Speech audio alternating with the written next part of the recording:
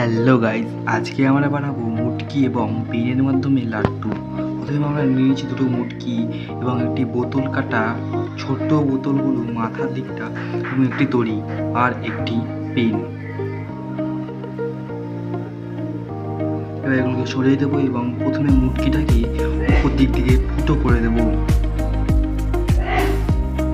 এবং ভিতর থেকে পেনের উপর দিকটা ঢুকিয়ে পুরো মাঝখানটা সিল করে দেবো টেপের মাধ্যমে।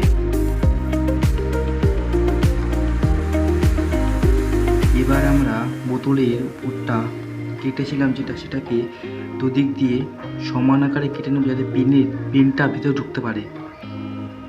ঢুকেছে পেনটা ভালো করে। এবার আমাদের লাড্ডু কমপ্লিট হয়ে গেছে। একটু দড়ির উপরে একটু পেনের একটা কাটা অংশ লাগিয়ে দিচ্ছি যাতে ভালোভাবে আমাদের লাড্ডুটাকে টানা যায়। আমরা পেঁচিয়ে নিচ্ছি লাড্ডুটার মধ্যে পেনের উপরের দিকটায়। এবার এটাকে টান দিলেই চলবে। তো চলো তোমাদের টান দিয়ে দেখানো যাক।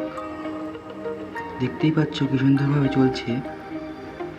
তোমরা এরকম বাড়িতে বানাতে পারো খুব সহজেই।